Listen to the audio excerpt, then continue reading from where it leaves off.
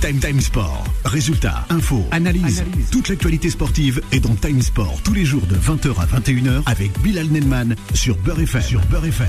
Bonsoir à tous et bienvenue sur l'antenne de Beurre FM. Et oui, en ce mardi 18 juillet 2023, on est toujours ensemble. On attaque la dernière semaine avant de prendre des vacances bien méritées pour toute l'équipe de Time Sport et aussi sa rédaction qui est Beurre FM, votre radio préférée, chères auditrices et auditeurs. Au menu de cette émission, le programme de ce soir, Vingegaard et Pogacar, justement. Ça va être le duel, mais le duel, il s'est passé tout à l'heure dans l'après-midi. Ça a été un contre-la-montre remporté par Vingegaard. On en reviendra justement, c'est promis, sur cette fameuse grande boucle édition 2023. Le Paris Saint-Germain, les derniers réglages, peut-être avant la reprise de la Ligue 1 Uber Eats et cette Ligue des Talents avec Luis Enrique. On en parlera dans cette émission, sans oublier aussi la sortie très remarquée à l'échelle mondiale d'un certain CR7. Et oui, concernant le football européen et pas que, le Real Madrid et sa bonne santé financière. Justement, ce soir, on a de bonnes personnes connaisseuses de cette Liga, de cette Espagne aussi, pour en parler avec nous et avec vous aussi, chers auditrices et auditeurs de Beurre FM. Rien de plus simple pour réagir en direct. Le 01 53 48 3000, c'est le numéro du standard. Au standard, on pourra retrouver notre réalisateur, toujours là pour vos soirées sur Beurre FM, c'est Solal, au 01 53 48 3000. Voilà, on vous décrochera, on vous fera passer sur l'antenne de Beurre FM, dans la joie et la bonne humeur, comme chaque soir. On le rappelle, le débat du jour, tout simplement, contre la montre pour Vingegaard ou encore Pogacar.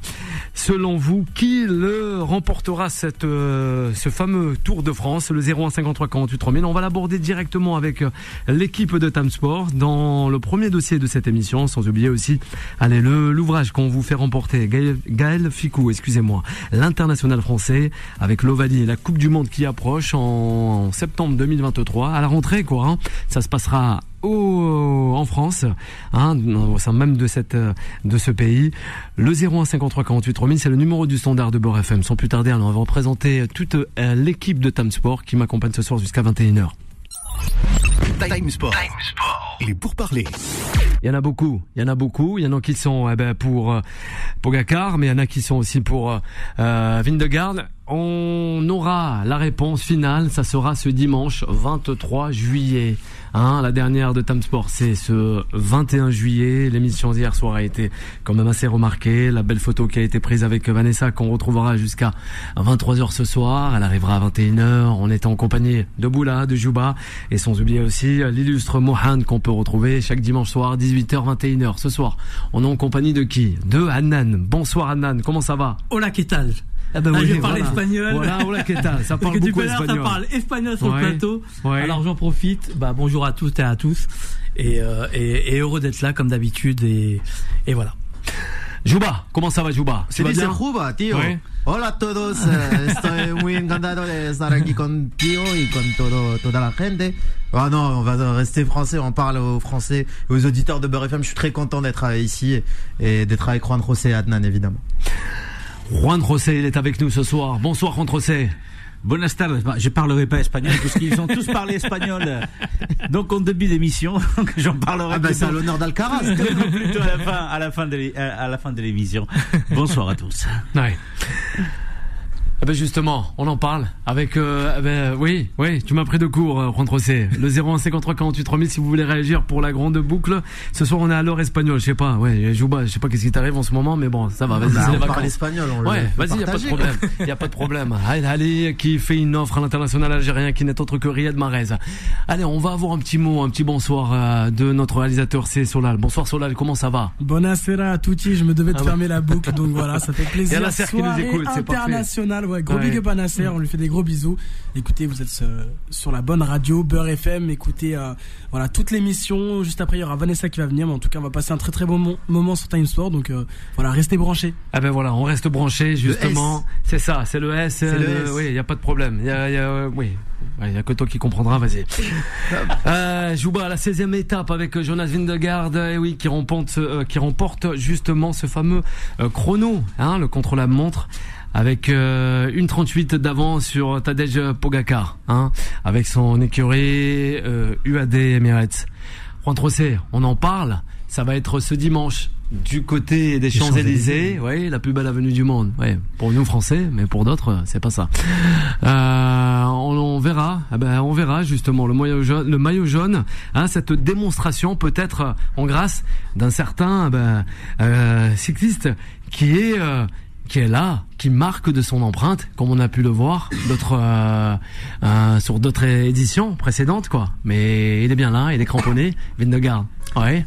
Il est là, il a montré aujourd'hui qu'il est capable de gagner le Tour de France. Il l'avait déjà montré par le passé, mais c'est vrai qu'aujourd'hui, l'exploit qu'il a réalisé en laissant Pogačar à 1 minute 48 dans le général. On se rappelle que ces dernières étapes, il avait essayé d'attaquer Pogačar, il avait essayé de récupérer du temps. Il l'a fait aujourd'hui de façon magistrale sur une boucle de 22 km, un peu plus de 22 km, 22,4. Alors, on retient pour l'instant cet exploit, même si par rapport à d'autres années, tout de suite, les doutes ont affleuré. On va pas nous se les cacher. C'est une réalité parce que tous les médias, nos confrères en parlent aujourd'hui. Dès la fin de l'étape, ce qu'il a réussi à faire sur 22 km reste extraordinaire, et vraiment extraordinaire. Même lui à la fin il croyait qu'il n'avait pas réussi un si beau temps. Il pensait récupérer une quarantaine de secondes sur son adversaire, et en fait il a mis, comme je vous disais, à 1 minute 48. Donc demain, c'était normalement l'étape reine de ce Tour de France, aurait dû se jouer demain. Peut-être que ça va encore se jouer demain. En tout état de choses, si rien ne vient perturber l'exploit d'aujourd'hui, puisque le mot, soyons clairs, c'est pas nous qui le prononçons, il a été prononcé aujourd'hui lors de l'étape. Le mot dopage est apparu, puisque pour beaucoup c'est incroyable ce qu'il a réussi.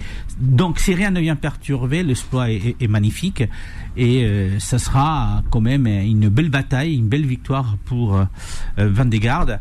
L'arrivée sur les Champs-Élysées dimanche promet d'être épique, parce que Pogačar, que ça soit demain ou que ça soit dans les prochains jours, va essayer bien évidemment de récupérer du temps, sachant que quand il ne reste que 5-6 étapes, c'est très compliqué pour tout cycliste. Les corps sont très touchés, ils sont très fatigués, et c'est commencé à Vingegaard a assommé le Tour de France quand même aussi, voilà.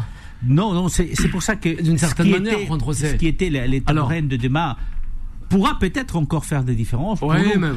Et là, je parle en chauviniste. Hein, pour nous, les Espagnols, ça a été une très mauvaise étape, puisque le 3e du classement général était Carlos Rodriguez, et donc il se fait piquer sa place, entre guillemets piquer, bien sûr, par Adam Yates, qui est passé devant. Il pourra toujours peut-être la récupérer, mais en tout état des causes, superbe étape aujourd'hui, superbe exploit de Vingegaard, et donc faisons confiance au Tour de France, faisons confiance au Tour de France et au cyclisme, qui depuis des très longues années, depuis l'affaire Festina, a fait vraiment un boulot important pour éliminer le dopage. Espérons que l'ombre du dopage, qui est apparu, c'est pas nous qui le disons, qui est apparu aujourd'hui dans le Tour de France, dans tous les commentaires de mes confrères, mais aussi de certains des coureurs qui ont tweeté pour se dire surpris des écarts que nous avons retrouvés dans l'étape d'aujourd'hui sur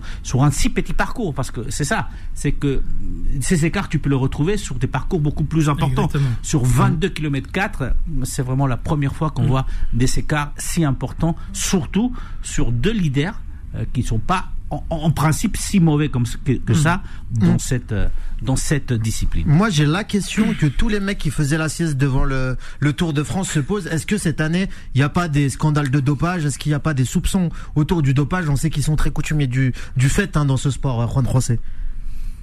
Ben écoute, ça fait plusieurs années qu'il n'y en a pas des dopages institutionnalisés. Donc on sait ce qui s'était passé à l'époque d'Armstrong, hors antenne. Là, je disais, un système. Voilà, c'était un système à l'époque même des Bjarne Riis, le danois aussi d'ailleurs. Tout à fait, même à l'époque donc de l'équipe Festina.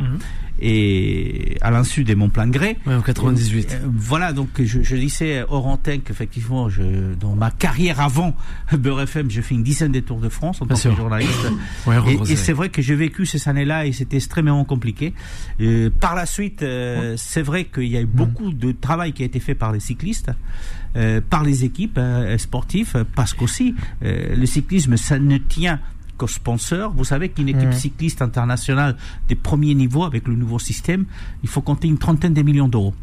Vous n'avez pas beaucoup de sponsors qui sont prêts à mettre une trentaine de millions d'euros Sky Sport, si les retombées d'image sont négatives et on sait parfaitement que le dopage, malheureusement, c'est une image très négative. Donc je pense qu'il y a un travail. C'est pour ça qu'ils ont allongé le tour aussi. J'ai été très surpris que mes collègues et mes confrères, à un moment donné, tout de suite, commencent à parler des dopages, clairement. Parce que ces dernières années, il y a eu des cas, on va pas les nier. Non, il y en a plus. Ces dernières années, il n'y en avait plus. Il a bien raison. Continue, il y a eu quelques discussions. C'est comme dans le football aussi. Mais pas au niveau. Pas au niveau de Pierre Meurice, pas au niveau de Lance Armstrong, pas au niveau de l'équipe patrociné à l'époque. Lui, il a vu juste l'arrivée sur les Champs-Élysées. Il n'a pas vu tout comme toi, comme moi, des vrais des sommets par exemple dans les Alpes ou encore après ce qu'ils arrivent à faire, c'est incroyable. Hein. Moi étant dans une voiture, les voir monter, faut le vivre le Tour de France. Faut le vivre. Moi, ça fait nombreux c'est des sportifs des très hauts niveaux. Ouais, tu me laisses terminer justement. Merci Juan José pour tous ces mots. On va passer au second sujet. Pour revenir à toi, Jouba, le Tour de France, il faut le vivre. C'est pas sur les Champs-Élysées qu'on vit le Tour de France. Non, mais je te le dis. Sur mon lit, non, voilà. Ben voilà, ça veut tout dire. Moi, j'ai vécu. Moi, à chaque fois que j'entends parler de ce sport, c'est dopage. Moi, j'ai vécu le Tour de France.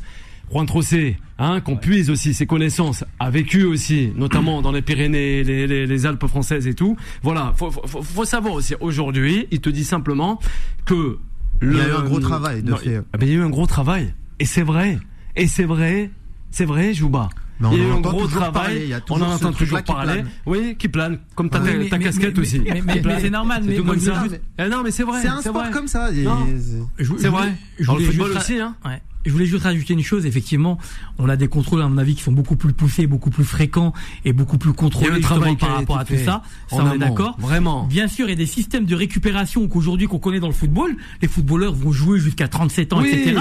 Et donc il y a toute une manière de s'entraîner qui est totalement différente, qui vont pousser justement les performances un peu plus haute et moi je trouve ça normal qu'on ait moins de cas, même si les performances justement des cyclistes peuvent nous étonner, mais c'est normal, l'évolution justement du sport va avec. Il y a pour l'avoir vécu encore une fois, la préparation pour le Tour de France elle est très particulière. Pour les leaders, pour ceux qui vont gagner le Tour de France et qui se préparent pour le gagner. Il y a notamment les étapes contre la montre sont repérées et pas qu'une seule fois. Parfois les leaders repèrent cette étape 1, 2, voire 3 fois. Donc ils se préparent. Aujourd'hui, on a assisté même à un changement de vélo, ce qui, depuis quelques années, on le voit de façon régulière. Donc j'ai une préparation aux étapes qui va. Ce qu'on ne doit pas oublier, c'est que c'est des sportifs des très hauts niveaux, et on est émerveillé. Moi, j'étais dans des voitures et tu restais quand même émerveillé.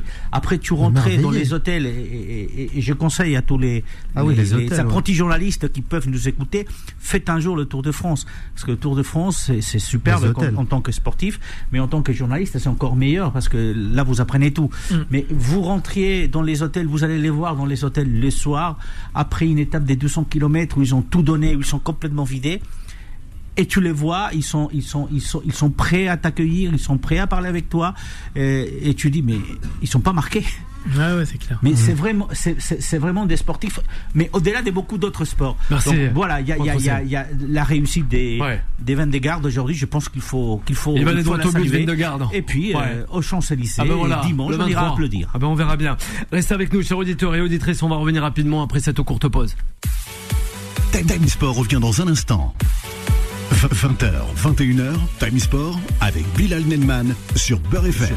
Allez, de retour avec Jouba, sans oublier Juan Trocé et aussi Annan. On a abordé le cas de la Grande Boucle, le Tour de France, l'édition 2023. On va s'attarder cette fois-ci, allez, sur le football avec le Paris Saint-Germain. Avant le Paris Saint-Germain, on va en découdre avec CR7, c'est promis. Time Sport, la parole des sociaux. Elle est assez chère justement cette parole des socios, et oui, il ne reviendra pas donc en Europe.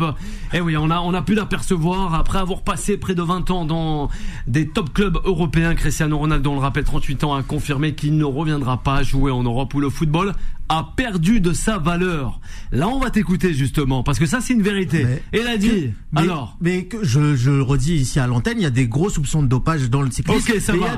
On va te couper le micro. Je vais te couper le micro. Là, on a passé. Ça y est. On va parler de Cristiano Ronaldo. Professionnellement. Allez, vas-y, dis-nous. Qu'est-ce qu'il a dit? Donc, Cristiano Ronaldo qui est sorti hier après son match contre le Celta Vigo. Grosse défaite pour Al Nasser, 5-0. Et donc, Cristiano Ronaldo qui intervient, et on aurait l'impression que cette intervention est totalement anodin. Or, rien n'en est, parce que Cristiano Ronaldo hier a évoqué tous les championnats européens par lesquels il est passé, évidemment, avec notamment l'Espagne et puis l'Italie, qu'il a qualifié de championnat en déclin. Il a pas parlé du championnat français, parce qu'il n'y a pas besoin de parler du championnat français. On sait que c'est pas un top championnat. Et il a parlé par contre du championnat anglais qu'il a mis en valeur. Pourquoi il met en valeur le championnat anglais? Parce que vous le savez, il a pris un rôle d'ambassadeur, et pour moi, il revêt sa tunique d'ambassadeur des intérêts de l'Arabie Saoudite, parce que on sait que l'Arabie Saoudite a Newcastle dans ce championnat-là. Donc il lance un appel et il dit, mis à part la Première Ligue, il met en avant le championnat dont il est l'ambassadeur clairement aujourd'hui, c'est-à-dire le championnat d'El Nasser, El Ali et tous les clubs en Arabie Saoudite. Il va même mettre un tacle au championnat américain et à la MLS qui a rejoint Lionel Messi avec l'aide de Beckham, etc. Donc il va aussi mettre un coup, et on comprend que cette guerre du soft power entre tous ces blocs d'influence footballistique est engagée, et c'est super important. Pour moi, c'est déterminant pour la suite de ce qui va arriver. Et donc Cristiano Ronaldo qui a fait parler de lui, et qui est clairement dans son rôle d'ambassadeur autour de cette moi je suis désolé, Jouba, mais il a dit que des vérités. Factuellement, le championnat saoudien est meilleur que celui des États-Unis. En tout cas, c'est mon avis au niveau de l'ambiance du stade, du niveau du football, en sachant, on en parlait tout à l'heure, mais l'équipe d'Arabie Saoudite a toujours été plus loin que l'équipe des États-Unis dans les Coupes du Monde. Ouais. Ça, c'est factuel. Mais le championnat saoudien, il est professionnel. Hein. Mais depuis très longtemps. La confédération, il n'y a rien à voir avec le championnat de soccer. Exactement. Il est au-dessus. Hein. C'est ce que je dis depuis tout à l'heure. Je dis que factuellement, il dit des vérités. J'ai même allé plus loin. L'Espagne qui est en déclin. Le championnat espagnol qui est en déclin. Tout le monde le sait. Après, sur l'Espagne, on a rentré aussi. C'est vrai que le championnat, je dis pas qu'il est pas bon. Je dis qu'il est en train de baisser. L'Italie, quand même, il a été fort, alors que t'as mais c'est pas l'Italie des années 90. Pendant un moment, l'Italie a été au fond du trou. On le sait, tout le monde le sait. Effectivement, par rapport cette année, c'était chaud. Oui, cette année, il y a eu un meilleur justement parcours au niveau européen, mais sinon l'Italie, ces derniers temps, je suis désolé. Ouais. C'était pas un championnat fantastique. Ils reviennent petit à petit. 3 équipes en finale de Coupe d'Europe. Oui, mais c'est l'année dernière, on est d'accord. Et nous, on n'a pas eu. Mais on regarde pas que sur l'année dernière. Il n'a pas dit l'année dernière. On regarde sur une période. Et sur une période, je suis désolé, le championnat italien, c'était pas trop ça. Alors effectivement, ils reviennent bien. Mais ce qu'il a dit hier, c'est des choses qui sont factuelles. Il a pas été trop loin. Oui, la MLS, c'est moins bien que le championnat saoudien. Oui, c'est vrai. Et c'est pas l'arrivée de Messi qui va faire que. Et l'Angleterre, bah oui, on sait, l'Angleterre, ça a été toujours le meilleur championnat d'Europe. Et malgré qu'il y a encore quelques fuites, justement, de certains joueurs vers le championnat saoudien, c'est pas maintenant qu'il va être en déclin, mais ce qu'il a dit hier, moi, me choque pas. Et c'est factuel. En réponse, le président de la Ligue de MLS vient d'officialiser l'arrivée de Jordi Alba aux côtés de Messi, en plus de Busquets, donc il a quand même tenu à marquer le pas aussi du côté américain. Là-bas. Alors, je rappelle, parce que Jouba voulait tant aborder ce sujet, on lui fait un petit clin d'œil à ce Jouba, qui nous accompagne ce soir avec Annan et avec Rentrocé, sans oublier le réalisateur Solal. Les déclarations, avant de donner la parole à Solal et revenir à Juan Trocé et à toute l'équipe de Time Sport. J'ai fermé la porte à un retour en Europe. Le foot européen a perdu en qualité. Seule la Première Ligue est au niveau, Jouba. Et j'ai ouvert la voie vers la Saudi Pro League et maintenant beaucoup de joueurs veulent venir dans ce championnat. La Saudi Pro League est meilleure que la MLS, le football soccer américain. Bon, Ronaldo, encore une fois, voilà, pour moi, c'est un précurseur dans pas mal de choses. Voilà, pour commencer, c'est quelqu'un qui a ramené, qui a donné une certaine lumière à l'Arabie Saoudite. Donc, suite à sa signature, il y a beaucoup de joueurs de talent qui ont pu rejoindre cette ligue-là. Et au final, moi, j'en suis heureux. La chose pour laquelle je suis un tout petit peu moins heureux, voilà, c'est sa déclaration sur l'Europe, où il nous dit que l'Europe a beaucoup changé et le niveau est moins bon qu'avant. Alors, je trouve ça dommage, même si c'est quelque chose dont il est pertinemment sûr et que c'est quelque chose qui se dit à lui-même, que c'est pas forcément quelque chose qu'il faut dire médiatiquement, parce que voilà, il laisse quoi derrière lui. Il y a des jeunes malgré tout qui sont super forts dans d'autres championnats que le championnat anglais, que ce soit voilà en Italie. Voilà, il y a une recrudescence de talent chez les jeunes de plus en plus dans les différents championnats. Et moi je trouve juste ça un peu dommage. Voilà, il a vécu en Europe, et ses enfants sont passés par l'Europe. Lui, il a joué dans des clubs européens. Il a donné la lumière. L'Europe lui a donné de la lumière aussi. Ça faut pas qu'il l'oublie. Et je trouve ça voilà une petite pointe pour moi d'amertume lorsqu'il dit que la qualité du niveau de jeu européen a changé, alors que pour moi ce n'est pas une réalité. Ouais, mais n'oublie pas Solal qu'il a un contrat à 400 millions d'euros, qu'il est un petit peu l'ambassadeur de championnat saoudien, donc il peut pas dire l'inverse. Il peut dire ouais, le championnat d'Europe est encore meilleur qu'extérieur. Mais il aurait pu se limiter à dire je ne reviendrai pas en Europe. Ouais, mais il est aussi là pour promouvoir le championnat saoudien et dire ce genre de phrase. Ça aurait été Zlatan, on aurait dit ah, il est magnifique, fabuleux, il a sorti. Voilà. Donc maintenant c'est Cristiano Ronaldo, on lui dit ouais, il a été un peu trop loin, etc. Non, il joue son rôle. Pour moi c'est pas du tout polémique. Pour moi c'est pas du tout polémique. Oui, c'est pas polémique. Mais il y en a qui font la polémique et malheureusement. Et je veux pas rentrer dans ce jeu-là. Pour moi, ceux qui font la polémique, ils ont pas vraiment compris ses déclarations. Pour moi, il avait totalement le droit de le dire. Juste voilà, pour moi qui suis un grand fan de Ronaldo, et après tout ce qu'il a fait en Europe, voilà, j'ai une très légère déception pour ce qu'il a pu dire. Je vais aller plus loin. Moi je préfère un Ronaldo qui sort ce genre de phrase et qui promouvoit justement le championnat saoudien, que des soi-disant stars dans des équipes notamment françaises qui vont pas saluer le public et qui crachent sur le championnat français. Voilà. Donc moi je fais le parallèle avec ça et je préfère Ronaldo, voilà, exactement, tout à fait. En Espagne, en Italie, exactement. Juan Trocé, on revient à toi. Cristiano Ronaldo à travers le monde, ça. Moi j'ai trouvé ces déclarations, c'est dommage qu'il ait fait ces déclarations. J'ai trouvé même un peu pathétique à un moment donné. Quand il dit je ne reviendrai en Europe, c'est parce qu'il préfère oublier qu'il a été poussé vers la porte au Real Madrid, qu'il a été poussé vers la porte à la Juve, et qu'il a été poussé à la porte, mais vraiment poussé, quand il était à Manchester. Donc bien sûr qu'il ne reviendra pas parce qu'il a 37 ans, parce qu'on veut plus de lui au prix qu'il demandait. Donc, et lui, il ne va pas aller. Surtout au prix qu'il demandait. Ça, voilà. Et puis il ira pas, mais parce que lui, il veut jouer dans des top clubs, et il ira pas jouer à Auxerre, il ira pas jouer au Celta de Vigo, il ira pas jouer je sais pas, à Benfica. Donc ça c'est la réalité. Donc je trouve dommage qu'il fasse ce type de déclaration, parce qu'en même temps tu te dis c'est le déclin un peu d'un grand joueur qui a marqué le foot ces 15 dernières années quand même avec Messi. Après, quand vous parlez du déclin du football européen, de façon générale, mais par rapport à qui? Non, mais c'est lui qui en parle. Mais ce que je veux dire par là, c'est que par rapport à qui? C'est lui qui dit ça. Là, il peut parler du championnat espagnol. C'est lui qui dit ça dans ses objectifs. Il peut parler du championnat espagnol, du championnat italien, du championnat anglais, parce qu'il en a joué dans les trois, mais aussi du championnat portugais qu'il n'a pas cité d'ailleurs. Mais la réalité est tout autre. C'est qu'aujourd'hui, vous savez combien d'équipes anglaises sont en Champions League pour la saison prochaine? 5. Et combien d'équipes espagnoles sont en Champions League? 5. Non, mais blabla. Ce que je vous dis, c'est qu'après, il y a une réalité du championnat qui fait qu'aujourd'hui, il reste quand même des championnats comme le championnat anglais et les championnats espagnols. Et je suis d'accord sur un fait, c'est que petit à petit, le championnat italien revient. Bilal l'a dit, il y a 3 équipes en finale des coupes européennes, mais en même temps, on ne peut pas oublier que l'Italie a été absente des 2 derniers mondiales. Objectivement, c'est une réalité. Mais elle revient petit à petit, le championnat. Objectivement, il a faux sur toute la ligne. Mais je pense qu'on regarde ça d'un œil objectif. Qu'il a fait des déclarations qui sont plutôt à lire sur le fait qu'il est aussi ambassadeur du championnat.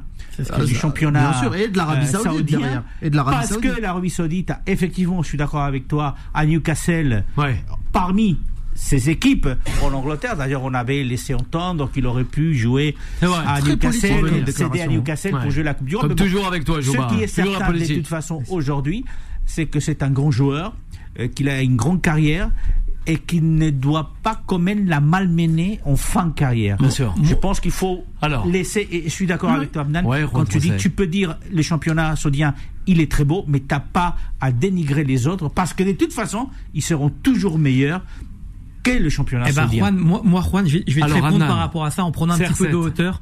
Je pense que c'est aussi sur le Paris Saint-Germain.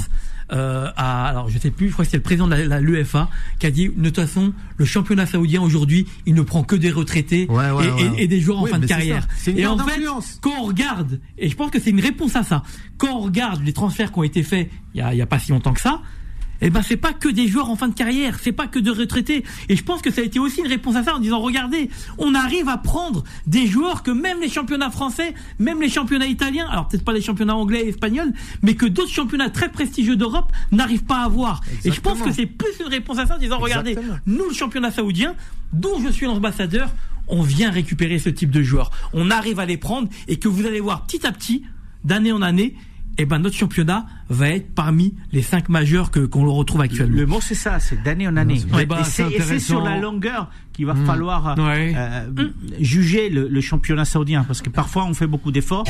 Et il y a quelques émissions, on en avait parlé hors micro, on avait dit il y a, vous vous rappelez, Pelé qui va jouer au Cosmos de New York. Et ça n'a pas fait que le championnat des États-Unis est devenu l'un des premiers championnats. Ça fait 35 ans, 40 ans qu'ils essaient de construire un championnat et ils n'ont pas encore arrivé. Je suis d'accord avec toi que ça se passe. Mais on part pas d'aussi loin que le championnat chinois, que le championnat qatari, que le championnat japonais et que le championnat américain. Là, en Arabie Saoudite, il y a la structure. Ils ont frappé fort, en fait. Ils ont frappé fort avec Ronaldo d'entrée, en fait. Exactement. C'est surtout ça, en fait. Ils partent de plus loin que le championnat chinois. Non. Pour moi, si. Mais ils étaient complètement inconnus. Ils avaient une ligue professionnelle, Bilal le rappelait très bien, très, très judicieusement. Ils avaient une ligue professionnelle, d'accord, mais inconnue au bataillon. Et là, ils ont tapé très, très fort. Ils ont pas été chercher le 3e, le 4e, le 5e meilleur joueur du monde. Ils ont été chercher le joueur le plus influent du monde. Ils ont débloqué les fonds et effectivement et mettre de l'argent. Pourquoi ?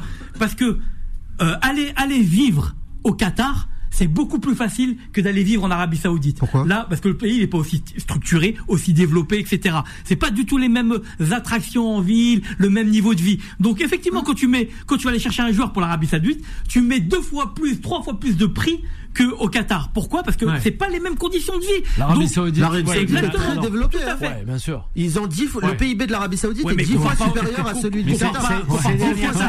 Ces dernières années, les grands joueurs, les entraîneurs à l'époque du côté de Qatar, Xavi entraîné au Qatar. C'est vrai. Mais le niveau de vie n'était pas pareil. J'invite les auditeurs à aller regarder les travaux de Mohamed Ben Salman pour le développement de l'Arabie Saoudite. C'est bien plus colossal que le Qatar. Mais depuis combien de temps ? Là, tu parles de Mohamed Ben Salman depuis combien de temps ? Le projet MBS, il vient de net, mais l'Arabie Saoudite a des fonds bien plus importants que le Qatar. Bien plus importants que le Qatar. Après, il faut juste. Merci de le rappeler.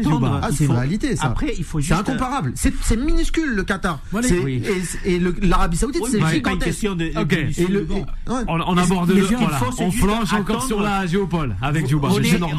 On est sur Beurre FM, et ça, c'est important parce que les auditeurs ont une sensibilité particulière et ils suivent le championnat du Qatar, le championnat de l'Arabie Saoudite. Bien sûr. Mais si vous sortez des Beurre FM, les radios dites généralistes, etc., les auditeurs n'en ont aucune idée des championnats, ni du Qatar, ni de l'Arabie Saoudite. Bien à racheter les droits d'El Nasser, quand même. Donc j'espère tout simplement que, hormis l'effort qui est fait par ces championnats, il y a un effort des médias pour ramener justement les championnats. Là, ça va être le cas. En France, c'est obligatoire. C'est obligatoire. Merci. Solal. Alors, on a Solal et on va voir parce que une personne au standard. Vous avez fait un lien du coup entre la sélection nationale d'un pays et sa ligue la plus élitiste entre guillemets. Moi, juste une question. On a vu pour l'Italie que c'est pas flamboyant en Coupe du Monde ou à l'Euro. Pour autant, là, ils ont une recrudescence du nombre de joueurs talentueux qui viennent jouer dans leur ligue. Et à l'inverse, par exemple, on a la France qui fait 3 finales, une européenne et 2 en Coupe du Monde, et qui pour autant, voilà, n'a pas beaucoup de joueurs qui viennent dans les clubs français, si ce n'est le Paris Saint-Germain ou encore Marseille pour Alexis Sanchez. Moi, ma question c'était quel est le lien aujourd'hui entre la manière dont la sélection nationale d'un pays va avoir une image et comment ça va retomber ensuite, ça va ruisseler sur le championnat. Voilà, moi c'était ma question. Je vais répondre justement le point de départ de ce projet et on a eu la chance de le recevoir justement il y a pas très longtemps. C'est Nasser Larguet. Nasser Larguet qui a été recruté justement pour l'Arabie Saoudite pour mettre en place toute une DTN justement de formation pour les plus jeunes et de pouvoir justement sortir des générations de joueurs. Ça a été aussi avec le projet Hervé Renard qui était là-bas justement par rapport à la sélection. Et aujourd'hui, et on l'a eu, il l'a dit, c'est pas moi qui le dis, il essaye de calquer ce qu'il a mis en place dans des différents clubs, notamment Marseille, mais aussi ce qu'il a mis en place au Maroc pour pouvoir justement travailler un petit peu de la même manière et pouvoir sortir des générations de joueurs, d'avoir des équipes jeunes dans différentes catégories et derrière de pouvoir en profiter pour les équipes nationales. Aujourd'hui, vraiment, le projet, c'est de faire briller non seulement le pays, bien sûr, à partir du soft power, mais aussi l'équipe nationale. Et on l'a très bien vu à la Coupe du Monde, où l'Arabie Saoudite a quand même fait un parcours plus ou moins honorable en battant justement l'Argentine et ça c'est pour moi c'est le point de départ de ce projet-là. Le projet s'appelle MBS 2030 pour rappeler aux auditeurs, c'est un projet d'influence de l'Arabie Saoudite dans le reste du monde. MBS 2030 c'est en référence à Mohamed Ben Salman, le prince héritier là-bas. Et donc moi je pense ta question, je pense que il y a beaucoup les structures institutionnelles qui jouent. C'est jusqu'à quand les structures institutionnelles vont permettre le développement d'un championnat local à partir d'une sélection nationale. On le voit en France, la FFF permet bien à la France de briller au travers de sa sélection, mais c'est le néant dans tout ce qui va découler en Ligue 1, Ligue 2, la LFP, la conjonction entre la FFF et la LFP, et puis là en plus la DNCG qui vient faire un boulot dont on ne connaît même pas le tenant ni l'aboutissant. Moi je pense que c'est vraiment les structures institutionnelles qui déterminent justement cette capacité à projeter aussi à l'échelle du championnat. Avant de parler du Paris Saint-Germain, on a pris du retard là. J'ai juste des doutes sur effectivement la relation directe entre un championnat et l'équipe nationale. Je rappelle 84, la France championne d'Europe, ça n'a pas fait de l'équipe de France ni des championnats français le meilleur championnat au monde. Cela le rappeler, ce n'est pas parce que on a gagné en 98, en 2018 et qu'on a fait une finale en 2022 que le championnat de France est devenu le meilleur. Et au même titre, ce n'est pas parce que vous aviez le Real Madrid et le Barça que l'équipe d'Espagne était capable de gagner des titres. Notre premier titre entre guillemets, c'était en 2008 puisque mais il y avait quand même une identité de jeu Barça qui a fait que ça a découlé sur Barça. Voilà. Oui. Non mais je précise. C'est dans l'autre sens. Ouais, c'est dans l'autre sens. On est d'accord. Il n'y a pas une relation directe forcément entre équipes nationales. D'ailleurs, le problème de la France, c'est que la France s'est formée des très beaux joueurs, des joueurs les centres de formation sont très performants, mais à un moment donné, tous partent, tout simplement parce qu'effectivement, le championnat n'a pas le niveau qu'il souhaite pour pouvoir continuer à se développer. Ça a été le cas de Platini qui est parti en Italie, de Zidane qui est parti aussi en Allemagne. Italie, beaucoup. Les jeunes ils partent en Allemagne beaucoup. Aujourd'hui, il y a beaucoup qui partent en Allemagne, un tout petit peu moins parce que j'avais travaillé cette saison là-dessus. Il y a à peu près une quarantaine de joueurs français qui sont dans le championnat professionnel allemand. Ils sont à peu près une trentaine dans le championnat espagnol et à peu près la même chose du championnat italien. Et en Angleterre, c'est beaucoup plus, non? Oui, mais le problème de l'Angleterre, c'est différent. C'est comme Anthony Martial quand il est parti, il part très tôt millions. Et ils mettent vraiment beaucoup de temps à pouvoir. Comme Nicolas Pepe aussi. On n'est pas à l'époque des Daniel Brabo ou des Ginola. Effectivement, ou des Cantona qui arrivaient en stars et qui étaient vraiment des stars du championnat anglais. Donc aujourd'hui, Cantona un peu moins quand même, il arrivait en. Non, mais Cantona a marqué le championnat anglais, comme Henry a marqué au Ginola ou encore Daniel Brabo à un certain moment le championnat anglais. Donc il y a beaucoup des Français qui sont partis là-bas parce que ça payait très bien, parce que les Anglais ont fait venir beaucoup de jeunes. Avec mais après, les droits télé aussi. Effectivement, beaucoup n'ont pas percé, ou n'ont pas eu la carrière qu'ils auraient peut-être eu le droit d'avoir s'ils avaient joué dans le championnat français ou dans un autre championnat européen. On va revenir avec le Paris Saint-Germain. Mais il n'y a pas une relation directe. Nasser Khelaifi, ses propos et aussi les propos de Luis Enrique avec Khalid justement au 01 53 48 3000. À de suite. Time Sport revient dans un instant. 20h, 21h, Time Sport avec Bilal Nenman sur Beurre FM. Allez, on attaque encore cette dernière partie de Time Sport, 20h37 avec Khalid au 01 53 48 3000 qui nous appelle depuis la région parisienne. Un plaisir de l'avoir ce Khalid. Sans oublier Jouba, Juan Trocé et Adnan. Le dernier gros sujet de cette émission avec le Paris Saint-Germain. Time Sport, le mode pressing. Eh oui, je cite. Le coach a le pouvoir de faire ce qu'il veut. Le discours assez musclé de Nasser Al-Khelaifi auprès des joueurs du Paris Saint-Germain. Eh oui, donc le président du Paris Saint-Germain, Khelaifi, a tenu un discours un peu offensif ce mardi après-midi devant ses joueurs avant le premier entraînement complet du côté de Poissy. Là, il y a des choses à dire encore une fois. Luis Enrique, peut-être, avec aussi, faut pas l'oublier, faut dire ce qu'il en est. On en parlait des petits réglages et sans oublier aussi de l'appel du P, encore du Real Madrid en bonne santé financière. Allez, Hanan, on t'écoute. Le Paris Saint-Germain. Par rapport à la phrase qu'on a évoquée là, l'entraîneur a le pouvoir de faire ce qu'il veut. Je pense que déjà ça a été négocié par Luis Enrique et que jamais de la vie serait venu au PSG. Si on lui aurait dit l'équipe c'est nous qui la faisons et tel ou tel joueur tu les fais pas jouer parce que des problèmes de contrat, etc. Donc je pense que le pouvoir c'est lui qui l'a pris. Et je vais même aller plus loin. Cette phrase-là, qu'est-ce qu'elle révèle ? Elle révèle que les entraîneurs auparavant, ils n'avaient pas le pouvoir. C'est ça le pire. En fait, c'est ça que ça révèle. Ça révèle qu'en fait, les entraîneurs, ils n'avaient pas le pouvoir. On apprend là, il n'y a pas si longtemps que ça. Je ne veux pas revenir sur Galtier, mais je vais revenir quand même. Alors, on a appris qu'il n'y a pas longtemps que, en fait, il y a des entraînements qui ont été modifiés par le clan Messi, Neymar et Verratti, et c'est eux qui ont modifié certaines séances d'entraînement parce que c'était trop pour eux, etc. Et que Galtier a dit oui à tout ça. Et derrière, à mon avis, il devait y avoir justement la pression du staff, de la direction. Mais voilà ce que ça révèle. Ça révèle qu'aujourd'hui, les entraîneurs, en fait, ils faisaient pas ce qu'ils voulaient et que c'était la direction qui décidait un tel tu jouais, un tel tu jouais, voilà. Le pire, c'est qu'on l'apprend pas, quoi. On le verra pas du côté du Barcelone ou encore de Madrid, peut-être cela, mais c'est vrai qu'au Paris Saint-Germain, on le voit. Ouais, c'est fou, on en rigole, mais c'est fou là ce qu'il vient de nous balancer. On rigole, mais Luis Enrique a eu des soucis quand il est arrivé du côté du Barça parce que il a eu une confrontation directement avec Messi. Il a fallu qu'ils se voient tous les deux en tête à tête pour essayer de régler les choses. Mais on l'avait déjà dit dans cette émission, Luis Enrique, c'est pas un entraîneur facile. C'est un entraîneur qui est assez compliqué dans ses relations avec la presse, dans ses relations avec les supporters, mais aussi parfois ou souvent, je dirais, avec un certain nombre des joueurs. N'oublions pas que quand il était à Barcelone ou quand il était sélectionneur espagnol, c'est lui qui a mis de côté Sergio Ramos en sélection espagnole, c'est lui qui avait mis de côté à Jordi Alba quand il était entraîneur de Barcelone. Il l'a mis à la retraite, entre guillemets, même s'il a fallu le récupérer par la suite. Donc Luis Enrique a les clés, je suis d'accord avec toi, ça a été négocié à l'avance. Maintenant, Luis Enrique aussi, c'est un homme qu'il va falloir qu'il prouve qu'il est capable de gérer dans un championnat qu'il ne connaît pas, parce que c'est vrai que c'était pas sa priorité non plus, parce qu'il voulait aller entraîner Chelsea, ça s'est pas fait. Chelsea a préféré un autre entraîneur, mais en tout état des causes, j'ai toujours pensé qu'il y avait deux entraîneurs au monde capables de gérer un club comme le PSG. Après, on aime ou on n'aime pas. Là, c'était Mourinho, parce que il avait l'habitude des grands clubs, il avait l'habitude parce que c'était aussi une grande gueule, comme l'est notre ami Luis Enrique. Et Luis Enrique, parce que justement, il a tout gagné, il n'a rien à prouver.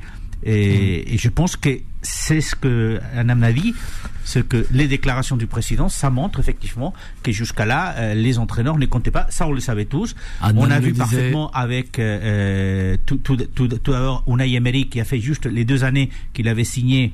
Et ils n'ont pas souhaité continuer ensemble, mais on a vu comme Tuchel avait tous les droits la première année et comme il a été viré au milieu de la deuxième, et donc on a vu comment ça s'est passé avec Galtier, même si on avait beaucoup de avec Galtier quand il est arrivé. Surtout ce qui révèle Tuchel quand il dit effectivement, quand il dit j'ai plus fait de la politique que entraîneur au PSG. C'est vraiment politique.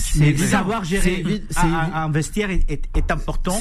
Et il sait, et je crois que Luis Enrique sait gérer un vestiaire. Et quand il a dit, avant ce premier entraînement sur le terrain, quand il avait dit, il n'y a pas des titulaires, c'est vrai, il n'y a pas des titulaires, il a été capable de laisser à un moment donné Neymar sur le banc, il pourrait le refaire. Mais c'est vrai qu'il a aussi la possibilité de récupérer des joueurs qui sont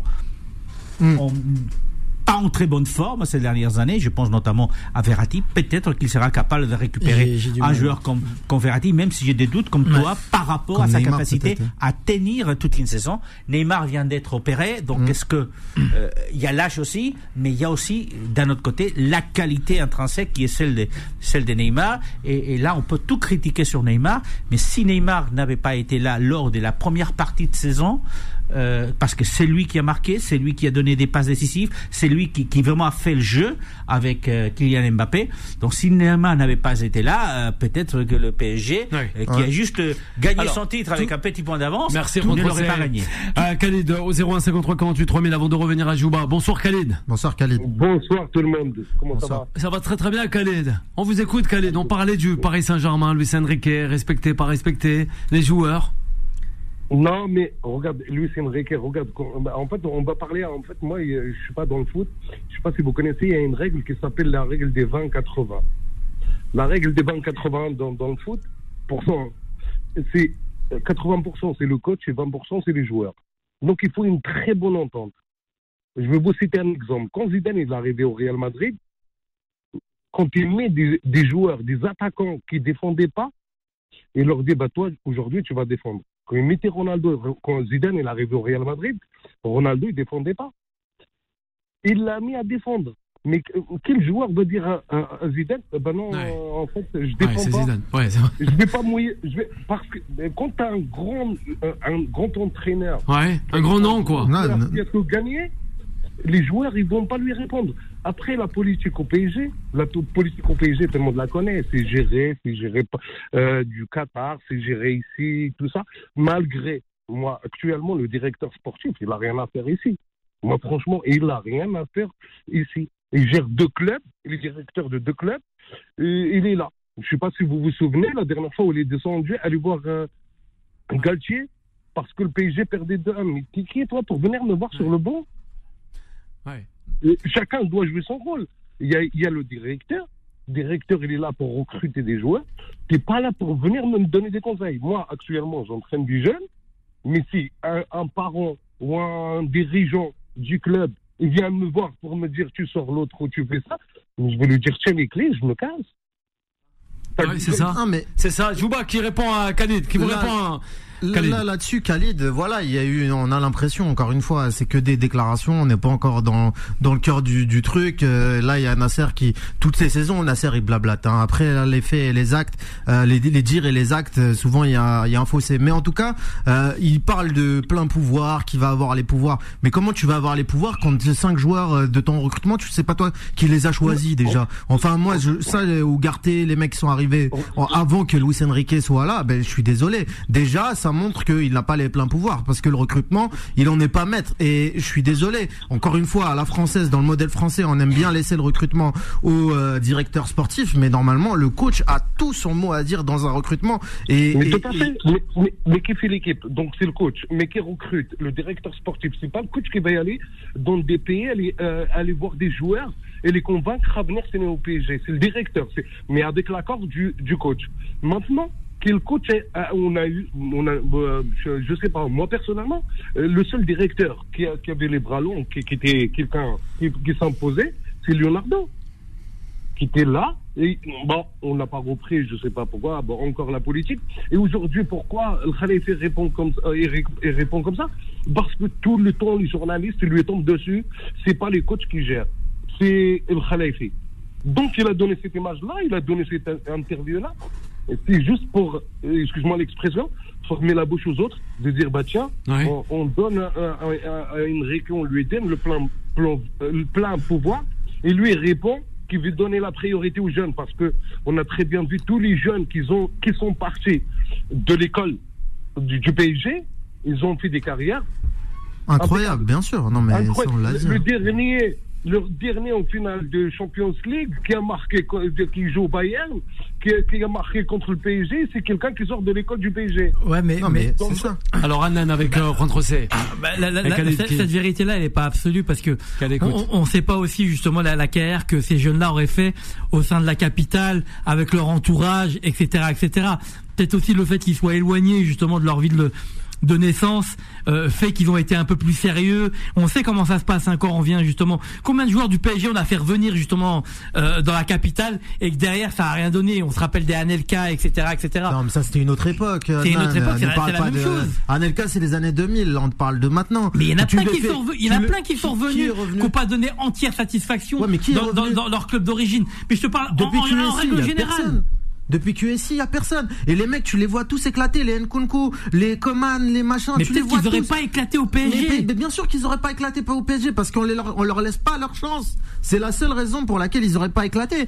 Et encore une fois, moi, le PSG, comme j'ai dit, hein, il faut rien y attendre, hein, mais moi, parce que, en fait, la seule année où moi je me rappelle qu'on n'y a rien attendu, c'est la première année de retour de Leonardo, et comme par hasard, comme on n'avait aucune attente, aucun espoir, et même Leonardo l'avait dit à l'époque à France Football, l'avait dit, ou non, je crois que c'était au Paris, non, c'était France Football ou le Parisien, bref, je me rappelle plus, et il disait, il faut pas se fixer tout de suite la Ligue des Champions, et les mecs, ils ont été au bout du Final 8, et moi je pense que le PSG, il faut que les supporters s'habituent à rien y attendre, parce que c'est trop en flou, on sait pas comment est géré ce club.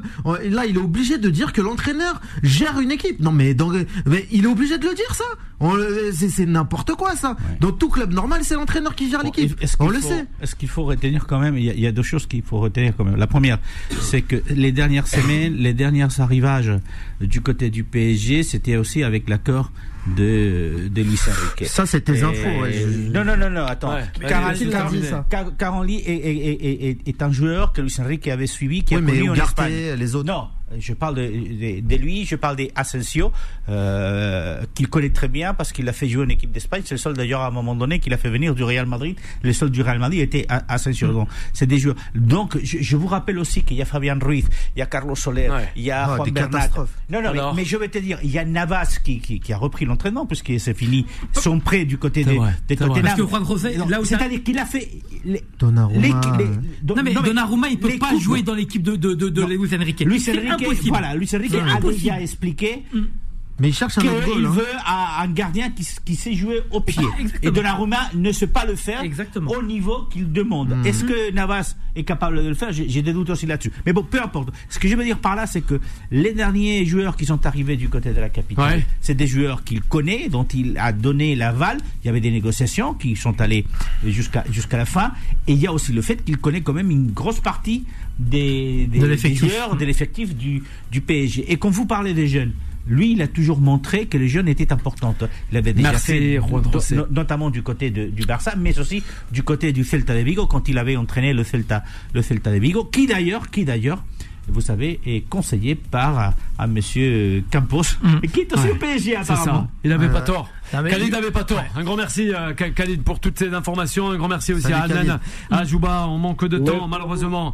Khalid, on se retrouve, c'est promis, dès demain à partir de 20h sur l'antenne de Beurre FM, la suite des programmes avec Vanessa jusqu'à 23h. Retrouvez Time Sport tous les jours de 20h à 21h et en podcast sur beurrefm.net et l'appli Beurre FM.